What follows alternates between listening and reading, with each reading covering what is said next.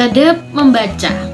Metode membaca adalah suatu proses pengenalan suatu kata atau kalimat dengan menggunakan atau dengan bantuan teori-teori atau materi-materi yang harus digunakan.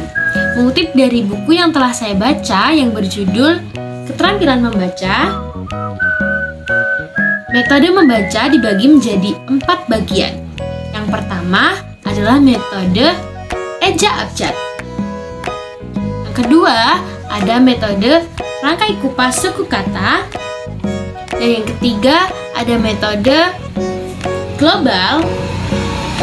Dan yang terakhir ada metode SAS atau Structural Analysis Sintaksis. Di sini saya akan menerangkan satu persatu pengertian dari metode-metode yang telah saya sebutkan.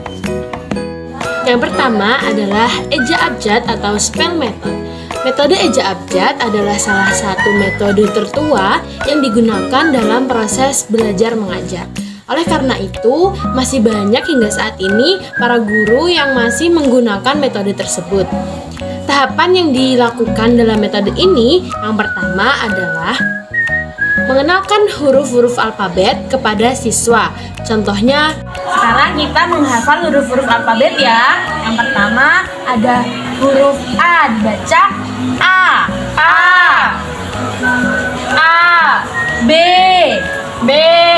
C, hingga para siswa dapat mengetahui dan menghafalkannya. Yang kedua adalah para siswa diajak untuk merangkai suatu kata dengan cara menggabungkan beberapa huruf yang telah dikenalinya. Contohnya, rangkai kedua kita mulai rangkai ya. B, U, K, U, dibaca. Metode yang kedua adalah metode rangkai kupas suku kata. Metode ini sebenarnya hampir sama dengan metode sebelumnya, yakni yang pertama tahapannya adalah dengan peserta didik dituntut untuk bisa mengetahui dan menghafal huruf-huruf alfabet tersebut. Lalu mulai merangkainya ke dalam suku kata. Suku kata menjadi kata, lalu kata menjadi kelompok kata atau kalimat. Langkah yang kedua, setelah itu dilanjutkan dengan menguraikan suatu kalimat tersebut menjadi suatu bahasa yang lebih kecil di bawahnya. Metode yang ketiga adalah metode global. Metode global adalah suatu metode membaca yang dimana melihat segala sesuatu secara keseluruhannya. Biasanya dilakukan dengan menyajikan beberapa kalimat secara global atau umum. Lalu di bawah kalimat tersebut disertai dengan gambar-gambar yang menyangkut tentang kalimat di atas. Yang keempat adalah metode Structural Analytic Sintaksis atau SAS. Metode ini biasanya dikatakan adalah gabungan dari ketiga metode sebelumnya. Langkah yang pertama yang dilakukan adalah memperkenalkan sebuah kalimat utuh beserta gambarnya.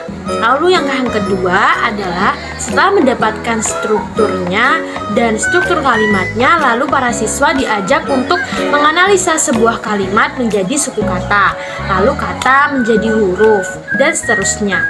Langkah yang ketiga, setelah itu siswa diajak untuk merangkainya kembali menjadi suatu kalimat yang utuh.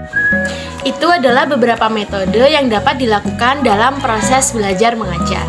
Meskipun terdapat beberapa metode yang mungkin sedikit rumit dan sulit untuk dilakukan, tetapi tetaplah semangat dalam meningkatkan kualitas membaca dalam diri siswa, agar tercipta generasi-generasi muda bangsa yang berkualitas dan unggul dalam membaca.